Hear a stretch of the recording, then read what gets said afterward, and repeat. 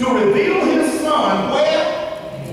Say it a little bit louder. In me. From that time, Jesus began to teach that he, the Son of Man, must go to Jerusalem and suffer death and be killed by the Pharisees and the scribes, that on the third day he might be raised again. Is your heart there? You might have it in your head, but if your heart ain't there, you're not ready for the miracle. Because flesh and blood cannot inherit the kingdom of God. You must believe with all of your soul, your heart, and your might that Jesus really died and he got up. And we all see it in Hebrews chapter 2, but he not only, he didn't just delay there, he defeated death. You got to get happy every time you hear he died and got up. He slapped death so hard, and they went to the 10 count, and death never got up again. He defeated death, took the fear of death out of believers. But when verse number 16, to reveal his son in me, that I might preach him among the heathen, immediately I conferred not with flesh and blood. I needed something that only God could give me. I needed something that only God could show me. I needed something that only God could reveal in me. Your mother may be lovely, your dad is darling. Your sister's a real great sister. Brother is just awesome. But there's some things only God can show you on the inside of you. And he's not going to let anybody else do it but him.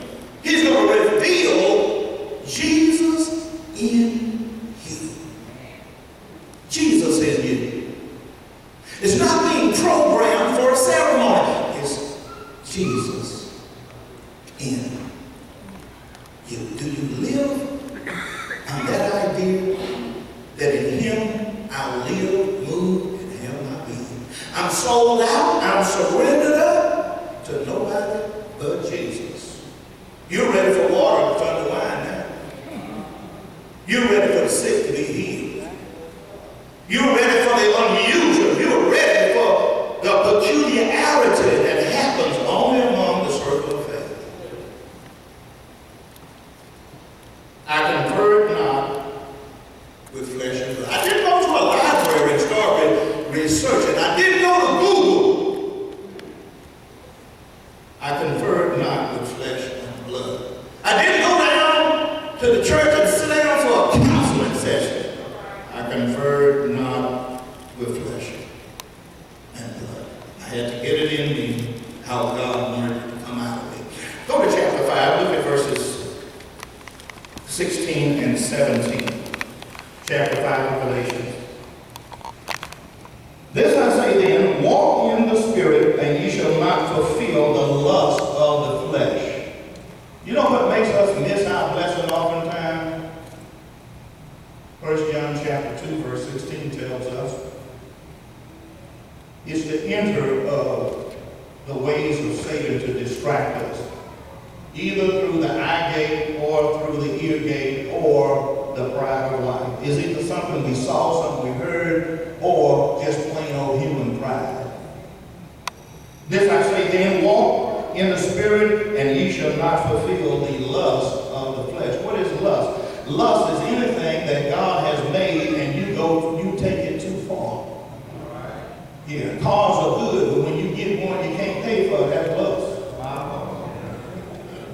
Credit card may be a good device to use in this modern world, but when you put too much on it and you can't find a way to pay it all, that's lust. Okay? When you take something that is natural and take it too far. Verse number 17, for flesh lusteth against the spirit, is fighting against the spirit, and the spirit against the flesh. The Lord telling you, don't buy that. And you say, well, I sure could use it. God said, don't buy that. I don't know who is talking to me, but I would be allowed to be happy sometimes. God said, don't buy that. that the spirit and your flesh just battling it out. And you end up thinking you won, I'm going to make myself feel good. You take that thing home, and you miserable for the next 2 years. People calling you on the phone. For the flesh lusts after the spirit, and the spirit against the flesh, and these are contrary the one to the other. They ain't gonna never get along. So that ye cannot do the things that ye would. Here it is, right there. When I have a desire to do good, then what? Evil is all around me. I see them bills all around me. Every time I want to do something, I can't because I got to pay this bill. And they keep piling up. So God wants you to live out of the kingdom of God. Number 4. Well, number